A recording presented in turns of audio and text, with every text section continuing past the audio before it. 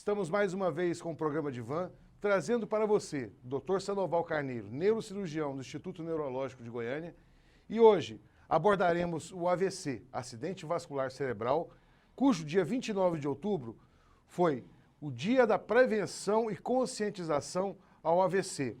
O Instituto Mover, que é um instituto constituído por médicos e profissionais, uma ONG, Sim, uma ONG criada por esses profissionais, tem um papel muito relevante. O que é o Instituto Mover? O Instituto Mover foi uma ONG criada por um colega de Goiânia, um amigo, que ele assistiu no noticiário uma semana antes sobre a prevenção do trauma raquimedular. E ele foi pescar na Araguaia, mergulhou, bateu a cabeça e fez uma lesão raquimedular. E ficou paraplégico na época, tetraplégico. Como ele tinha assistido, ele sabia como mobilizar, pediu para os barqueiros mobilizar ele adequadamente, ele veio, ele reabilitou e ele criou o Mover, primeiramente na prevenção do acidente de trânsito, que é esse que a gente conhece, que tem uma parceria com a Polícia Rodoviária Federal, com o Corpo de Bombeiro e tudo, que tem aquela temporada da Araguaia, pula em pé, não pule de cabeça, que tem aquelas campanhas que já vêm sendo feitas há muitos anos. Passados uns anos depois, a mãe dele teve um acidente vascular cerebral. E aí ela conseguiu ser reabilitada e ele pegou e encampou também para o Mover. Então o Mover hoje ele tem duas fontes de pesquisa, de conscientização, de trabalho, que é mergulho de águas rasas e o acidente vascular cerebral, como dois pontos fortes. É uma ONG que trabalha só com isso, é uma ONG privada, ou seja, ela não recebe verbas governamentais em nada, são empresários que ajudam, e ela trabalha na prevenção, tanto do mergulho de águas rasas, o traumatismo raquimedular, quanto do acidente vascular cerebral, que é as duas coisas mais fortes, os dois casos fortes da ONG Mover. Qual é o tempo de atuação do Instituto Mover? Bom, o Instituto Mover, durante as férias, né, julho e dezembro é o mergulho em águas rasas, ou seja, que é a campanha na Polícia Rodoviária Federal. Se você chegar em Pirinópolis, em todas as cachoeiras, tem os banners de conscientização. Quando você vai para Araguaia, Aruanã tem, o pessoal vai, distribui cartilha, vai nos acampamentos, faz tudo. Uma prevenção, né, vai nas escolinhas das crianças, ensinar como mergulhar, pular no rio, saber a profundidade do rio, tudo que é a prevenção do trauma. E fora isso, durante o ano ela trabalha tentando fazer com que seja implantado o atendimento adequado hospitalar do acidente vascular cerebral. Já entrou com ações judiciais, Ministério Público é um parceiro da Instituto Mover, para que implante dentro do serviço público e fora, e claro, os serviços privados também, o atendimento inicial adequado para a prevenção e tratamento do acidente vascular cerebral. Porque se você tem um AVC, e no AVC você chega em tempo hábil, igual chega no infarto, porque toda vez que o cara tem uma dor no peito, ele procura hospital imediatamente. A pessoa, quando tem um AVC, que é aquele SAMU, né? Que é aqueles 4 sinais, né? Sorria, movimente e fale, né? E urgências. Se você tem esses sinais, você teve uma paresia, uma dormência, você teve uma alteração da fala, ou teve um desequilíbrio, e você foi ao hospital e chegou menos de 4 a 6 horas, você tem como fazer o tratamento precoce, que é as medicações que você faz, tanto trombolíticos quanto a trombectomia, e você reverte o AVC, você sai sem sequela. Só que as pessoas não têm essa consciência, tem isso para o infarto, dor no peito, corre para o pronto-socorro. O AVC as pessoas não têm, procura 2, 3 dias depois, aí começa a ter o grande grau de mortalidade, que você acabou de comentar, que são 100 mil casos por ano, comparando com o Covid, que matou em torno de 150, 160 mil, o AVC representa, só que isso é todo ano, né? Exato. Então é um número muito grande e você tem como tratar isso. Então a gente vem trabalhando nessa ONG já há alguns anos, Instituto Mover, eu já participo do Mover já desde a sua fundação. E a gente vem tentando fazendo essas campanhas todo ano. Esse ano a campanha foi diferente, né? Que a gente sempre faz no shopping, faz nos parques, né? Para conscientizar as pessoas, e esse ano, por conta do Covid, nós fizemos ela toda online.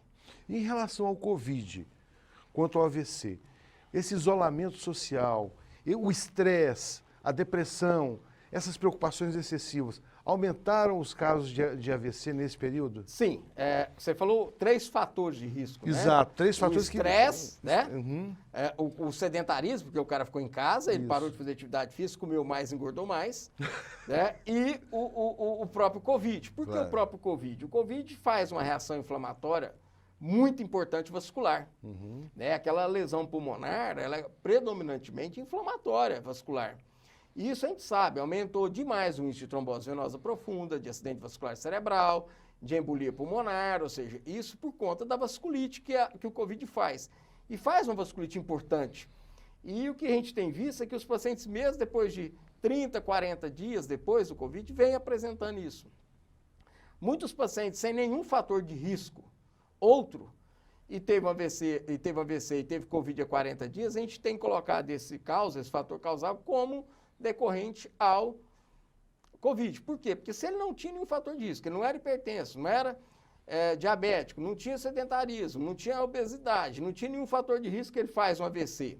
E ele teve Covid, e o Covid é uma doença vascular, e isso está sendo colocado na conta do Covid com toda razão, porque se você não tem fator de risco, a doença última que você teve, que foi a doença que levou a esse quadro.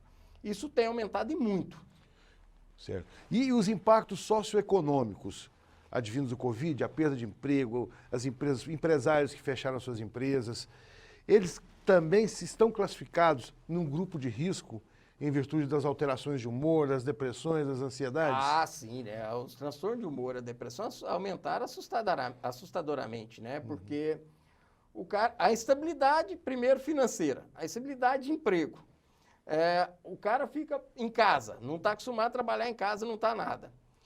O trabalhar em casa não é o problema é que ele não sai, ele estava acostumado a sair, isso vai levando um quadro de depressão, de isolamento, isso piora muito o quadro psíquico do paciente e o psicológico dele abala. E aí fica estressado, comeu mais irritado, pressão subiu. Começa a procurar mais alimentos, mais comida e até aumenta a ingesta de sal. Uhum. Porque quando ele come na rua, nas empresas, nos restaurantes, tem uma dieta mais equilibrada, comendo sal. Quando chega em casa, ele aumenta e isso acaba aumentando ainda mais, fora o quadro psicológico, né, o quadro da ansiedade, esse estresse e fazendo com que ele tenha mais lesões. E os sinais e os sintomas, os aspectos prodrômicos, como é que eles ficam nessa relação? Quais são os sinais e os sintomas que a pessoa que vai fazer um AVC apresenta ou começa a sentir essas alterações às semanas? Como é que é o mecanismo disso aí? Isso não é, ele é agudo, né? Ele é Tanto agudo. é que o nome chama acidente vascular cerebral agudo. Ele pode ser Ele isquêmico? pode ser isquêmico ou hemorrágico, mas os dois Certo. são agudos. Ele não ocorre em progressão. Uhum.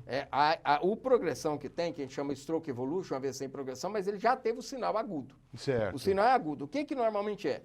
Uma paralisia, uma dormência de uma metade do corpo, ou só de um braço.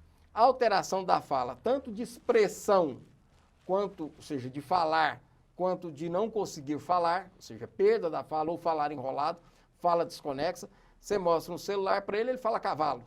Isso é um tipo de alteração da fala. Uhum. Né? Aquela tontura, sonolência, crise convulsiva, ele não consegue se expressar, de movimentar, a desorientação. Você chega ao paciente, para onde eu estou? O que aconteceu? E ele está estranho, ele saiu. Então, esses são os sinais prodrômicos, sinais de alerta, que chama atenção. Os principais. Tem outros sinais, mas esses são os mais comuns. Quando tem isso, você tem que procurar imediatamente a unidade hospitalar. Porque se você chega em tempo hábil, né, menor que 4 horas, eu consigo reverter e tratar isso. Ou seja, você vai ter uma chance. Senão, você vai cair na estatística comum, que é uma mortalidade de 40%. E 60% desses que sobraram vão ter sequelas. E é muito bom nós enfatizarmos aos nossos espectadores a questão dos sinais Sim. aos quais a pessoa vai apresentar, não é? Para que elas possam ficar atentas quanto à questão da fala, isso, motora, a questão motora, né? E o desequilíbrio, ou seja, a alteração comportamental e cognitiva também. Cognitiva, isso. Uhum. Então, quando ele perde isso, é porque ele deve estar tendo um quadro isquêmico. Certo. Em Goiânia, nós temos na Grande Goiânia, me parece, um número muito grande de casos acontecendo por ano. Esses casos estão no número de 4.000 e... Em torno de 4.500. Esse número não é muito fidedigno, porque por não ser uma doença de notificação compulsória, a gente calcula isso em base dos hospitais, das pesquisas internas. Mas é em torno de 4.500 casos ano de AVC na Grande Goiânia. Certo. E as estruturas de saúde estão prontas para receber essas pessoas? Porque qual é o número de mortalidade dentro desses... A mortalidade é alta, né? Chega em torno de 30% a 40% desses pacientes vão evoluir a óbito. E desses que sobraram, 60% não vão conseguir retornar mais à atividade profissional. Não vão mais trabalhar, certo? E 30% desses pacientes ainda vão evoluir com demência ao longo dos anos. Então, é uma doença de alta mortalidade e alta morbidade. Ela leva a um grande grau de sequela, de complicações, de lesões para a pessoa e incapacidade funcional, né? Ou seja, uma mortalidade alta, uma incapacidade funcional muito alta. 60% desses pacientes não vão retornar ao trabalho. As estruturas, Então, isso é uma incapacidade muito alta. as estruturas públicas de saúde estão aptas a tratar essa demanda tão alta? Esse é o problema. Até uma grande parte da estrutura tem. O que não tem são os protocolos e montar as equipes. Né? Ou seja, com a melhora da qualidade, tanto do Hugo quanto do GOL. Porque eu preciso de tom, preciso de ressonância, preciso de hemodinâmica, eu preciso de um monte de coisa. Não adianta eu falar que eu vou fazer isso no CAIS, que não tem como. Isso é impossível. Né? Não tem isso logística. Os hospitais têm. O que precisa de se montar é os protocolos, as equipes, o recurso humano, para que se faça isso. Aí sim nós vamos ter um atendimento de... Porque nós temos o que leva, né? Tanto o CIAT, que é o bombeiro, quanto o SAMU, que leva. Isso, o atendimento é precoce, é rápido. Mas ele chega, ele esbarra numa estrutura que não tem um protocolo montado, uma coisa montada para funcionar, e aí se perde tempo. Aí passou 12, 24 horas, não tem muito o que mudar de reversão. Você vai tratar, é óbvio. O tratamento existe, você consegue fazer em qualquer lugar. Mas o interessante é você tratar, que a gente chama de AVC urgente, tratar esse paciente precocemente. Você tirar ele desse grupo da mortalidade, tirar esse grupo da mortalidade e ele voltar a ter sua independência. Diante desses índices todos, 4.500 pessoas, um índice de mortalidade de 30%, certo? Outros 40% vão ter sequelas e ficaram incapacitados.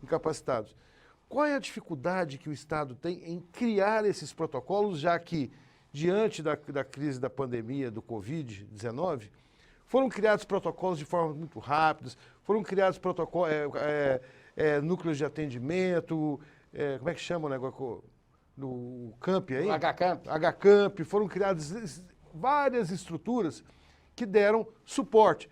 Por que não o Estado, ao saber que essas estatísticas existem, que os casos estão aí, não criam situações que possam beneficiar as pessoas? O problema aqui que eu acho, porque é o seguinte, para você montar um protocolo desse é 7 dias por semana, 24 horas por dia. Certo. Não tem sábado, não tem domingo, não tem feriado, não tem à noite. Como foi o Covid. É todo dia, correto? Eu preciso de uma equipe multiprofissional. Eu preciso de um hemodinamicista alcançável 24 horas por dia. Eu preciso de um neurologista 24 horas por dia, os 7 dias da semana. Eu preciso de um neurocirurgião 24 horas por dia. Eu preciso de uma equipe treinada para fazer o trombolítico 24 horas por dia. Então, o empecilho disso, que tem pouco, é porque essa estrutura de recurso humano é cara. É cara para nós, instituição privada, mas para o Estado isso não representa tanta coisa. Se monta, por exemplo, tem para o INFARP, é só ajustar as equipes. Então, mas isso depende de interesse e vontade de fazer as coisas. E as unidades particulares? Elas estão aptas a receber? Hoje nós temos 4 instituições que fazem isso com rotina em Goiânia. Tem 4 instituições privadas que fazem, 4 ou 5, que fazem de rotina. Ou seja, tem equipe 24 horas por dia, os 7 dias da semana, para fazer esse tipo de atendimento. Porque é 4 horas, né, gente? Não dá tempo de você ligar para o cara e ele chegar daqui 4, 5 horas, acabou, você perdeu o seu time. Lembrando que 4 horas do ictus, né? O paciente já chega com 1, 2 horas. Então, você tem um tempo de em torno de 1h30, 2 horas para tratar. Se você não tem equipe no local, você não consegue. As idades hoje são muito relativas, né, em relação ao AVC. Isso é uma outra coisa que mudou muito. Nas primeiras estatísticas, o AVC era do adulto em torno de 50 anos, 60 para frente. Hoje, cada dia, a gente tem visto isso mudar um pouco. A gente tem visto mais jovens com AVC por conta dos fatores outros, né? Ou seja, o AVC na mulher jovem pelo uso de anticoncepcional, que é um fator de risco, né? Claro que você não é só o anticoncepcional, você precisa de ter outros fatores de risco, mas é um agravante. A quantidade de alcoolismo, de tabagismo, o estresse, falta de sono. As pessoas têm mania agora de não dormir, fica até 3, 4 horas da manhã assistindo TV, no celular, e no outro dia vai trabalhar. Isso tudo vai fazendo sobrecarga no organismo de tudo, e isso faz com que sobe a pressão. A hiperlipidemia aumentou demais, porque as pessoas comem muito alimento processado, então aumenta colesterol, aumenta triglicéridos, aumenta a placa. Então, isso vem baixando. Isso era de 60, 55, 40. Isso vai diminuindo à medida. Nós vamos a um breve intervalo e voltamos já já. Fique conosco.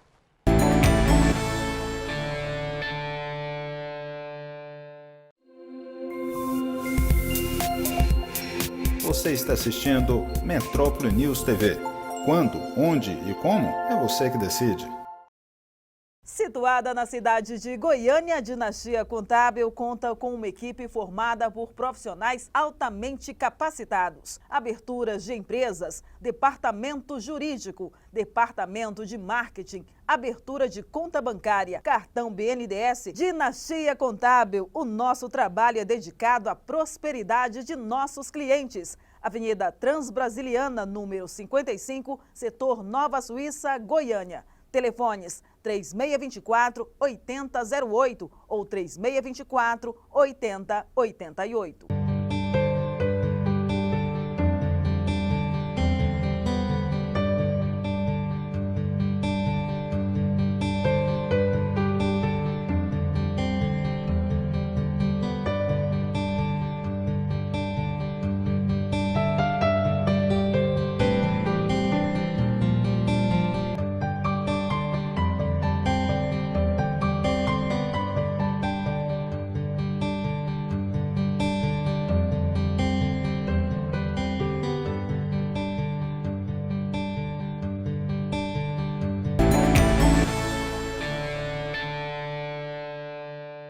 Voltando agora, já que nós falamos da questão relativa às idades, que hoje se abreviam muito ao acidente vascular cerebral, pessoas cada vez mais jovens vêm apresentando, né? Esses fatores de risco nós sabemos muito bem, como você mesmo disse, os aspectos ambientais, os hábitos que as pessoas vão criando.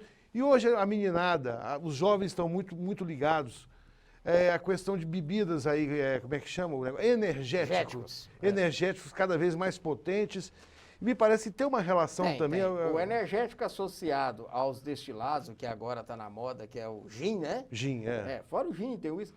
Eles fazem alterações importantes no organismo, tanto pressórica, né, quanto metabólica. Porque, assim, vamos fazer uma comparação grosseira. Uma latinha de energético representa equivalente em cafeína só, esquece taurina, esquece o extra, equivalente a 4 garrafas de café. O cara 4 garrafas de café? Uma latinha representa equivalente, isso é uma comparação grosseira, 4 garrafas de café. Se você imagina um cara tomar 3 uma noite, ele tomou 12 garrafas de café. Com quantidade de cafeína. Aí vem a taurina, vem todas as outras coisas que vão agregando. E isso aumenta. Inclusive, a gente vê muito o infarto agudo do miocárdio no jovem, sem causa, ele toma o energético, destilado e uma medicação para ajudar a ereção. Isso é a combinação fatal para aumentar o índice de infarto agudo do miocárdio. E ainda toma esses Viagra, essas Cialis, isso. Essas porcarias. E quando ainda quer ficar acordado e toma essas medicações para deixar desperto, ficar mais ativo, aí é a combinação perfeita para infartar ou para AVC. Eu ia justamente falar sobre essas metanfetaminas, essa relação que eles têm feito, principalmente muitos que querem estudar, varar a noite estudando, e têm tomado muito uma determinada medicação, que ela é importante, mas prescrita de uma forma específica para determinados casos, não de forma aleatória. E todo mundo, e o cara quer tomar assim, para estudar, ele quer tomar para aproveitar, mas à noite ele quer tomar, e aí ele começa a abusar. E o abuso associado ao álcool, porque elas são convulsivógenas. Ela tem um risco de convulsão em torno de 18%. Aí você associa o álcool, aí você associa esses estimulantes sexuais, aí você associa o energético, você associou um monte de bombas. E isso aumenta o risco tanto do infarto, quanto do AVC, quanto as outras alterações metabólicas, né? Essa informação. E, inclusive, isso, o distúrbio psiquiátrico, né?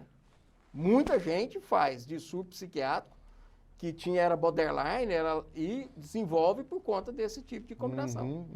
Altera, muitas vezes é bipolar, mas desencadeia um outro transtorno. Ou estava só naquele assim... Suave. Uma depressão suave e faz um surto psicótico mesmo. Sei. Isso a gente tem visto com relativa frequência. Isso com ideias suicidas, né? Essa ideação suicida é um agravante também. Então, o AVC, ele tem uma complexidade muito grande. Sim. Né? E deve ser estudado.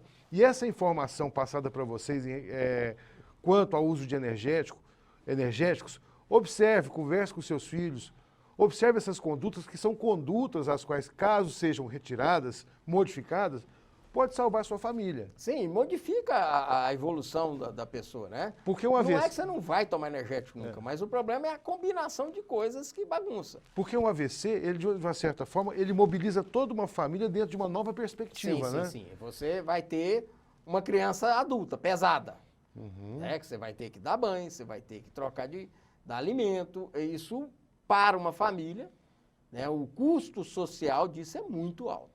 E psicológico também. Psicológico, financeiro e social. Ou seja, você vai ter que, pelo menos 1 ou 2 membros da família vai parar por conta daquela pessoa. 1 a cada 6 pessoas tem um AVC. Sim. Sem AVC. E hoje está caindo para 1 para cada 4. 1 para cada 4. As novas estatísticas mostrando 1 para cada 4. E com essa loucura desse mundo que a gente está vivendo. E em relação a essa loucura que o mundo está vivendo, aos casos de AVC, quais são as perspectivas que as pessoas, depois do AVC, venha recuperar a sua capacidade produtiva, a sua capacidade psíquica? Como é que funciona isso? Isso é tudo que nós estamos falando, que nós estamos tentando com o Instituto Mover. É conscientizar a população, porque se a população não adianta, todo mundo, né, quem está nos assistindo, para que teve uma dormência, teve uma alteração da fala, teve um desequilíbrio, teve uma alteração comportamental, procurar imediatamente um hospital, o instituto de saúde. Porque se ele chegar e fizer o diagnóstico nesse tempo hábil, eu mudo toda a evolução dele. Eu faço remédio, ou faço o mecanismo, ou seja, a trombectomia por via cateterismo, e eu tiro esse trombo, eu reverto, ele recupera o déficit, ele vai voltar à vida normal. Depois que ele fez AVC, que está instalado, que está implementado, 12, 24, 48 horas depois, o que eu vou fazer é reabilitar. Eu não tenho como recuperar o déficit. Tem aquele que foi pequeno que a gente vai conseguir recuperar, mas a maioria não. Nós falamos aqui que 60% ficou incapacitado, não retorna ao trabalho. Então, nós estamos falando de um número de recuperação muito pequeno, de 40%. Num paciente que tem um AVC, que chega em atendimento precoce e atendimento rápido para esse atendimento, nós conseguimos recuperar em torno de 70% a 80%. É um número muito grande. Né? Se eu pensar que só 40% para 70%, 80%, é uma... E outra coisa, ele volta à atividade normal. Eu recupero a fala, eu recupero a força, eu recupero o equilíbrio, ou seja, então isso muda tudo. Então, o que é o Instituto Mover, o que nós trabalhamos para isso? Para que a pessoa, quando ela tiver o sintoma, ou seja, ela procurar imediatamente a instituição de saúde. Porque esse é o momento dela ter chance de ser tratada e recuperar e não ter alterações. É de uma importância tão grande esse programa, o tema desse programa dessa semana, que isso nos faz querer conhecer mais o Instituto Mover, levá-lo mais ao conhecimento do público, e nós vamos trabalhar, fazer um programa aqui só sobre o Instituto Mover. Inclusive, nós estamos preparando uma campanha para, se o Covid deixar, né? Para a gente começar agora no próximo ano, em fevereiro, março, nas escolas. Ou seja, porque o treinamento, quando ele vem da base, ele perpetua. Né? Então, nós vamos começar a tentar montando equipes, porque nós somos todos voluntários, lá ninguém, não tem funcionário, né? Todo mundo é voluntário. Então, nós estamos montando um grupo, equipes, vai um médico, mais 2 pessoas, nós vamos trabalhar nas escolas, tanto pública quanto privada, nós trabalhamos mais na escola pública, que tem menor informações, né? Treinar essas crianças para o sinônimo, porque se a criança fala em casa, as pessoas atentam, e a gente vê, isso melhorou com a higiene. A educação infantil, ela traz um resultado muito grande ao longo dos anos. Então, a nossa meta, o ano que vem, é trabalhar durante todo o ano no treinamento, na informação para as escolas, para as crianças. Essa estimulação cerebral, pode ser que não tenha nada a ver, mas essa estimulação cerebral contínua por tempo de tela, essa estimulação cortical, pode ter alguma relação, pequena relação com o AVC? Isso a gente é muito cedo para falar.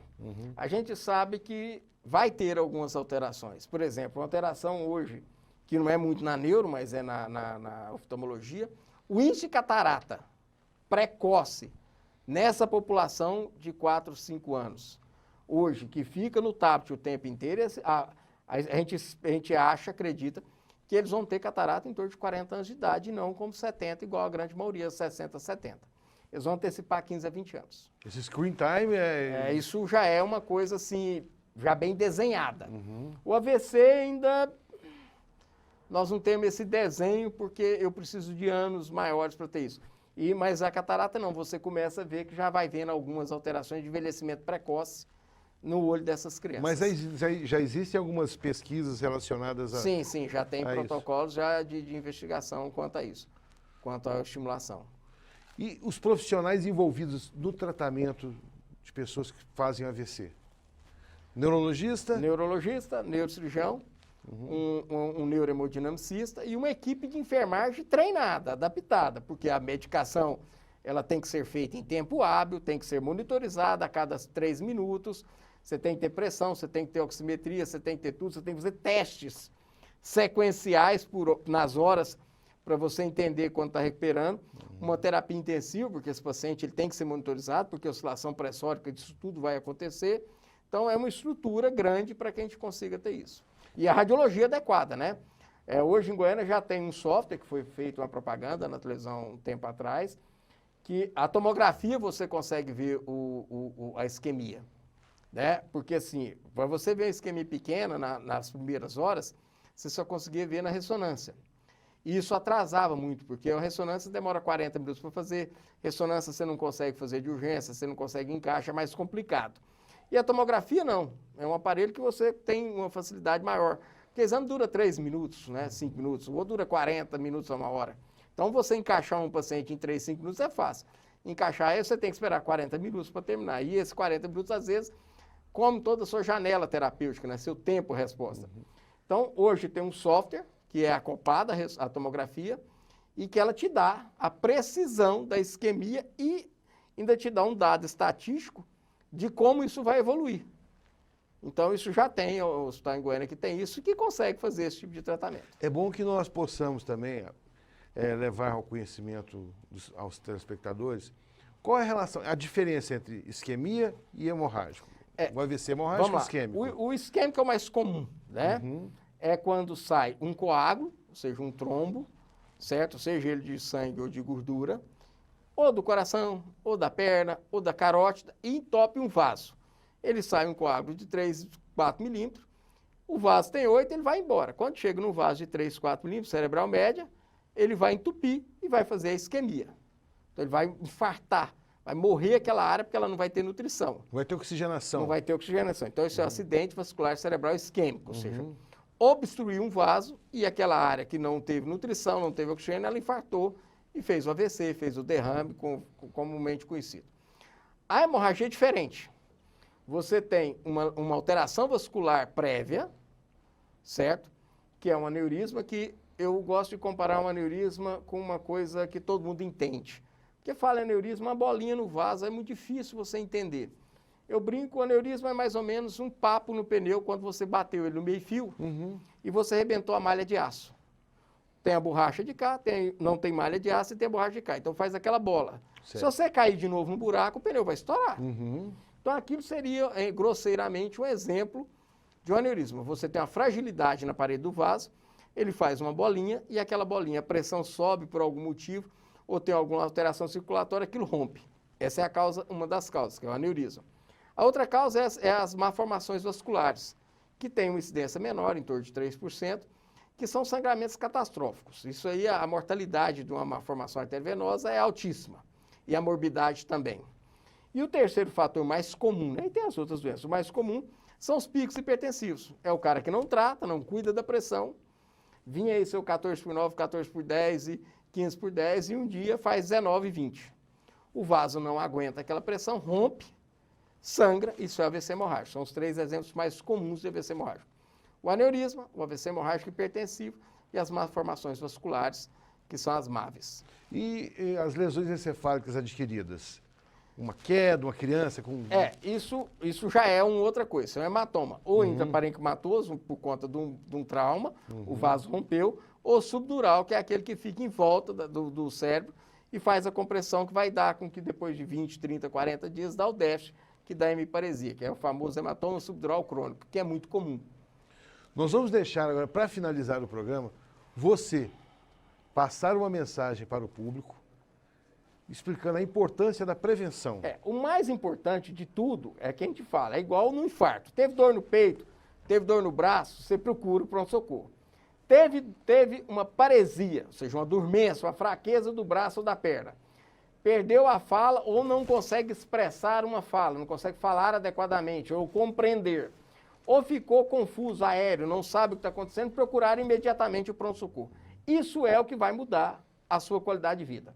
Você vai fugir daquela mortalidade de 40%, 60% de sequela, e você vai ter chance de ser tratado, recuperar o déficit e voltar à atividade, à vida normal.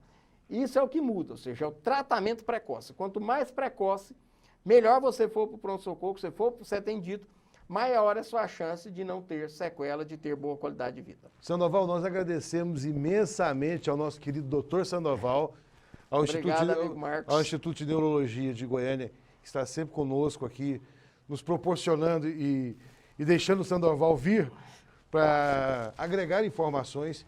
E diante de um país tão confuso, de tantas divergências, nada mais importante do que a informação precisa e exata. Muito obrigado a todos, até a próxima edição.